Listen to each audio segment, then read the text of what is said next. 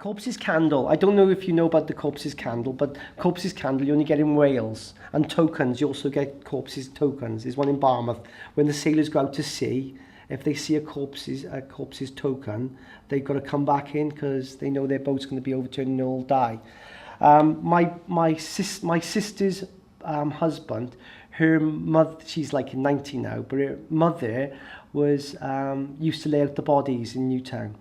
And she was when she was a young girl, and this one morning she had to go to lay out the body of the old pub landlord in the Grapes very early in the morning. So she did this, and on the way back she was going up the the Lanver Road, and as she was going up the Lanver Road where her house was just a bit higher up, this light came straight down the lane towards her. And as it got closer, she noticed it was a candle floating in midair. And it went round it, and then she watched it, followed it, and it went round the back of the wall and disappeared. And when she got home, she said, "Oh, Dad, I'll have to go to the house tomorrow. I bet the old farmer, I'll have to lay him out tomorrow." And her dad said, "Don't be so bloody stupid." She said, "You said you've been at the Grapes having a drink, too many drinks." Soon enough, in the morning, there was a knock on the door. The old farmer passed away. And she said, because she's seen the corpse's candle. There is lots of sighted, because of the pollution of light now, light pollution, people don't see them as much. But years ago, they used to see these corpse's candles. So that's that. I'm going to do Welshpool, Long Mountain. Now, Long Mountain is where you can see the old quarry above it. And there's houses going up towards it, but it's a hell of a height, isn't it, in Long Mountain. Anyway, this old lady told me there was two brothers, and they fell in love with the same girl. And this one night they had a duel, and they had such a fight that they were just mucking about to begin with, but one of the brothers got cut across the arm, and he thought, this is serious, you know, so they started fighting for real to the death. And the one brother took his brother's head off, and he didn't mean it, you know, he got upset, and well, he would get upset, and he didn't know what to do. I think in the end he died himself from heartache, you know, for losing his brother. But people have seen on the hedge, with the place where he was murdered, on the side of the road, there's a big hedge. People have seen his head, and it talks to them. It just comes out with lots of bibble babble, but they've seen the head talking to people. And this old lady, she's gone now, so she told me this story as well. Yeah, Gillsfield. Just by Gillsfield is a Quaker graveyard. No headstones, just bits of bumps and lumps everywhere. And this man has to get to his house past the Quaker's graveyard. And this one evening, about 12 o'clock at night, he was coming home past the graveyard, and all of a sudden coming towards him in the mist was a man on a big white horse. And as it got clear, he was saying, "Blinking heck, he's in me way, what's he doing out this time of night? You know, where's his fluorescent jacket, and where's this and where's that?" And as it got closer, he thought, "I'm going to give him a telling off," like, so he broke and wound down his window, and as this horse started going past him gradually, the horse put its head into the window and then just sniffed at him, and he could feel all his hair went back, and he was like, "Blinking heck." And as it went past him, the horse and the man on the horse just stared at him like that, and disappeared into the mist. Now, Powys Castle, you know where Powys Castle, the old Powys, everybody knows Powys Castle. I know a lot of stewards of Powys Castle running the place, and they said that the piano in the Clive of India's museum part, the grand piano, a few years ago, they shut the building to do renovations in there and stuff, and they moved the piano, and the piano's a hell of a weight, and they moved the piano down the other end, locked up. In the morning they came back, and the piano was in the same place.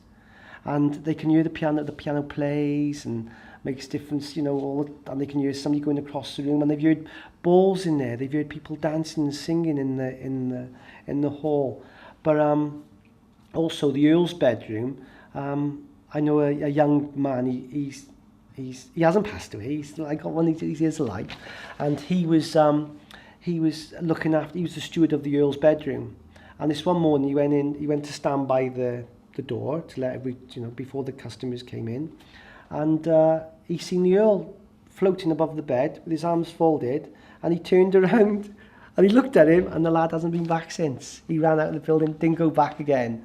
But also a lady, there is a story about a jewellery box and all jewellery that the Powys family, you can look in, and it's not my story, but an old lady told the Earl that there was jewellery gold under the floorboards, and she led him to the floorboards and then disappeared, and he lifted the floorboards up, and there was the gold, and they kept the family going or something like that. Also, in the grounds, one of the servant girls has been seen, she committed suicide in one of the lakes there, and she's been seen walking around the lake as well. Was the old Newtown brewery, Powell's Brewery. I still know the family, and they're still here, but this is a story of one of the people who used to live across the road. His house is gone now, he's passed away as well. But in this, it was about the Second World War time, his children, he was only a young man then, and his children only little. And it was when the time when you had to shut the curtains not to show the light. And this one night he was shutting the curtains to go to bed, and he looked over at the Powell's Brewery, the Eagles Brewery I think it was. Anyway, he's looking across, and there was a light on upstairs in the window. And he goes, oh, I can't have that, we are turn, lights out. So he runs across the road, and he thought the place is being robbed or something. And he noticed it was a candle coming down the stairs, but he made out a shape of a lady coming down the stairs with holding this candle in her hand. And as she got closer down the stairs, he was trying to door this beautiful stained glass door that he used to have there, and he could see her reflection coming towards the stained glass door. And as it got closer, she was the one side of the door, right up to the door, and he was the other. And he said you could feel it thinking, and said the candle was still on, and all of a sudden she came straight through the door, went straight through him, and straight across here, through the park. But he swears, well, he's passed away now, but he swears that's what really happened. Now, there's a story called Bethan and Shakan. Don't know if you heard this story. Well, Bethan and Shakan were two sisters, very rich sisters, and never got married, but lived in the big house by the oak tree up in Mocktree. All the Mocktree people know about it. Anyway, Bethan hated Shakan. And Bethan said, if I die first, you'll never have my money, never have my money. And Shakan goes, well, the same, you'll never have my money. On that note, a few months after, Shakan passed away, and Bethan was left everything. Automatically all went to her. Anyway, a few months after that, Bethan was in the kitchen doing something, and there was rapping at the window, and scratching at the window, and she opened the curtains, and there was Shakan looking at her. And I don't know what Job looks like, but she said, oh my God, Shakan, you look like Job. And she said, come with me, Bethan, come with me.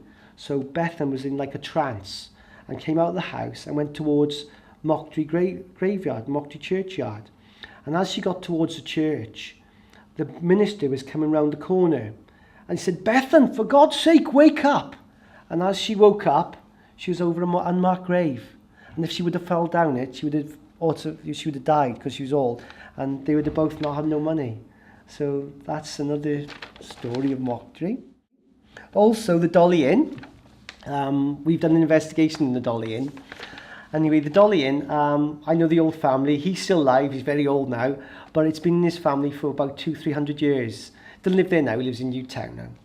But he was telling me, is it Robert Lindsay off the telly? He played Citizen Smith. And all. I think Robert Lindsay was a big friend of the family. And he stayed over. It was before it was a pub. It was a farm, a longhouse. So you had the cows, and then the people lived above. Anyway, when it was turned into a pub in the 1940s or 30s, whatever, over the years. Anyway, in the, I think 1970s, when Robert Lindsay first became Citizen Smith and all that, he came to stay with the family, and he had the bedroom on the end. And he had no end of sleep all night. So in the morning, he got up and he said to the family, oh, what the hell are you doing with all the chickens and the hens? And I can hear this woman making a hell of a noise, going chick, chick, chick, and hen, hen, hen, and all this. And so they said, the thing is, Robert, we haven't got no hens or chickens. It's used to, but he heard the noise. But a girl, as one of the young servant girls, she was going down to the cellar and she slipped and broke her neck.